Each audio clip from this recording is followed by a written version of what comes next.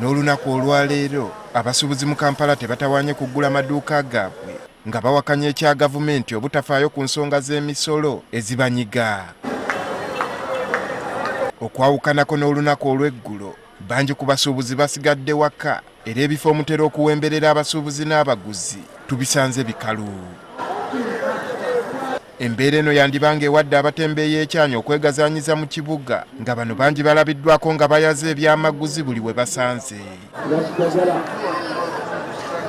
Bino nga bigenda mu maaso ne gavumenti tetudde ng'olunaku olw'eggulo abakulu okuva mu minisitule y'ebyensimbi basisinkanye abakulira abasuubuzi kyokka byonna tebyavuddemu mulamwa. Nga tewali kye twajjeeyo era ekiwandiiko kyonna kibagezaako okufulumya nga ffe abasuubuzi tetujja kukikkaanyaako. N'enkya ya leero abakulira abasuubuzi mu Kampala nga bakulembeddwa mu minisita wa Kampala Kabuye Kyofa Togabye basisinkanye abakulira ekibiina kikasiita. Minisita n'abategeeza ng'omukulembeze w'eggwanga bwe yakkiriza okubasisinkana ku Lwokutaano lwa Sabbiiti eno.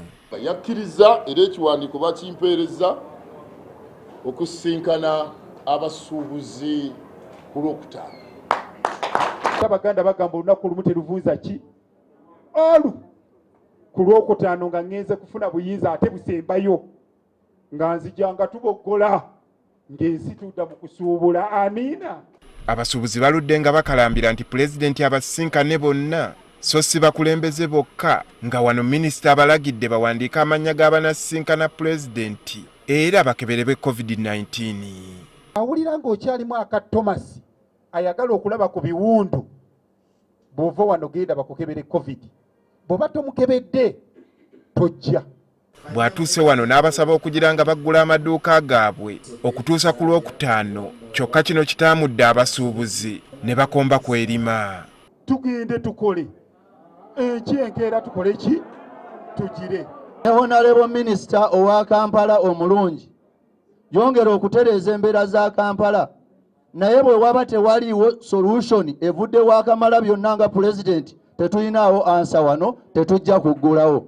Olunaku lwankya lusigaddeyo ku Lwokutaano inshallah utaala Mungu atuuseeyo tugende twe President abantu beggulirawo maduuka nga President bakoze eki bamulabye. Wano minisita asabye abaagala okuggulawo bakikole enkya nga bwe balinda ensisinkano eno ku Lwokutaano. It's an individual decision. That's why I told them, those who want to go and work, you can open, I will provide security to them. Lindirira communication eri official okuva eri secretariat y'akasiita oba ebibiina ebirala eby'abasuubuzi kyokkirizaamu. Kati ekirindiriddwa kwe kulaba oba enkya abasuubuzi banakkiriza okuggulawo nga bwe balinda okusisinkana omukulembeze w'eggwanga. Andrew Kagwa, Agafeeyo, Spark TV.